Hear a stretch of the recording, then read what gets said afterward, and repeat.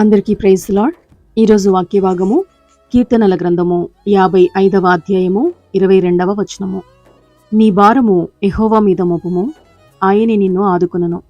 నీతిమంతులను ఆయన ఎన్నడును కదలనీయడు. చదవబడిన ఈ వాక్య భాగాన్ని అనుసరించి ఈరోజు దైవిక స్ఫూర్తిని ధ్యానించుకుందాము. నిద్ర లేచిన దగ్గర నుండి మళ్ళీ పడుకోబోయేంత వరకు జీవితం మనకు చాలా భారంగా ఉంటుంది.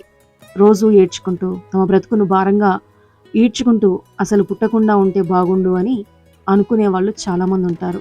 తమల్ని తామే తిట్టుకుంటూ ఎందుకు ఈ జీవితం అని విసికి వేసారిపోతూ ఉంటారు.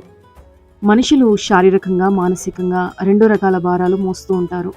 శారీరకంగా కష్టపడినప్పుడు అలసిపోయి హాయిగా నిద్రపోవడంతో ఆ భారం తీరిపోతుంది. ఇలా ప్రతిరోజు శారీరకంగా పడ్డ కష్టము విశ్రాంతి తీసుకోవడంతో తీరిపోతుంది. కానీ హృదయంలో ఉండే మానసికమైన భారం మాత్రము ఏసీ రూముల్లో పడుకున్నా కూడా పోదు. ఎంత డబ్బు ఉన్నా, ఎంత విలాసవంతమైన జీవితం జీవిస్తున్నా సరే అనేక రకాల సమస్యలు మనిషికి మానసికంగా భారాన్ని కలిగిస్తున్నాయి. వారి డబ్బు, హోదా వారికి నెమ్మదిని కానీ సంతోషాన్ని కానీ కలిగించలేకపోతున్నాయి. అలాంటి భారాన్ని భరించలేని వారు అనేక మంది అవి తట్టుకోలేక ఆత్మహత్యలు చేసుకుంటూ ఉంటారు. ఏవి సమకూర్చుకుంటే సుఖంగా సంతోషంగా బ్రతకొచ్చు అని వారు కష్టపడి సంపాదించుకుంటారో వాటి వలన ఏమాత్రము తమ భారాన్ని తొలగించుకోలేకపోతున్నారు. శారీరకమైన భారాన్ని తొలగించుకున్నంత సులువుగా మానసిక భారాన్ని తొలగించుకోగలమన్న భ్రమలో ఉండి దేవుణ్ణి లెక్క చేయడం మానేశారు ప్రజలు. మానసికమైన భారాన్ని దేవుడు మాత్రమే తీసివేయగలడు. అంతే తప్ప మనుషులు స్వతహాగా దాని నుండి బయటకు రాలేరు. మనిషి తాను మోస్తున్న మానసికమైన భారాన్ని తీసివేయడానికి దేవుణ్ణి ఆశ్రయిస్తే తప్ప వారి భారం పోదు. మనం ఎప్పుడైతే దేవుణ్ణి ఆశ్రయించి, దేవా ఈ సమస్య నుండి నన్ను విడిపించు, నా మనస్సులో శాంతి సమాధానము నెమ్మదిని దయచేయమని వేడుకుంటామో, హృదయపూర్వకంగా మనం ప్రార్థించినప్పుడు దేవుడే ఆ భారమంతా తొలగించి మనకు శాంతిని సమాధానాన్ని నెమ్మదిని అనుగ్రహిస్తాడు.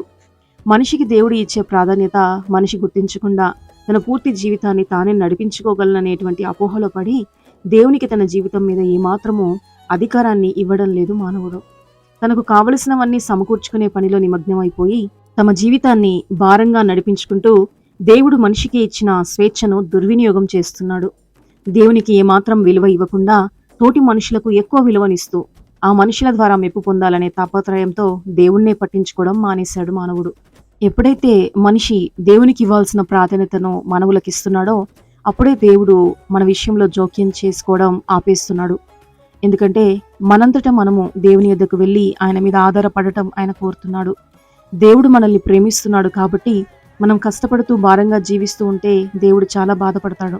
అందుకే మత్తయి సువార్త 11వ అధ్యాయం 28వ వచనంలో, ప్రయాసపడి భారం మోసుకొని చిన్న సమస్త జనులారా నా యొద్దకు రండి, నేను మీకు విశ్రాంతి కలుగజేస్తాను అని ఇక్కడ ప్రభువు మనల్ని పిలుస్తున్నాడు.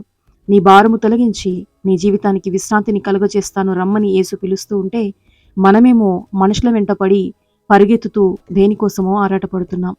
నీ జీవితం నీకు భారంగా ఉన్నట్లయితే దేవుని దగ్గరకు వచ్చి నీ భారమును ఆయన మీద మోపినట్లయితే ఆయన నిన్ను ఆదుకొని నీకు విశ్రాంతి దయచేసి నీ మనసునకు నెమ్మదిని ప్రశాంతతను అనుగ్రహించే దేవుడు ఆయన. మరి దేవుని యొద్దకు రావడానికి నీవు సిద్ధమా? మనం సిద్ధపడదాము, దేవుని మీద ఆధారపడదాము. మన భారం యెహోవా మీద మోపితే ఆయనే మనల్ని ఆదుకుంటాడు. మనల్ని ఎన్నడూ కదలనీయకుండా స్థిరముగా మన జీవితాల్ని ప్రభువే స్థిరపరచునుగాక. ప్రార్థన.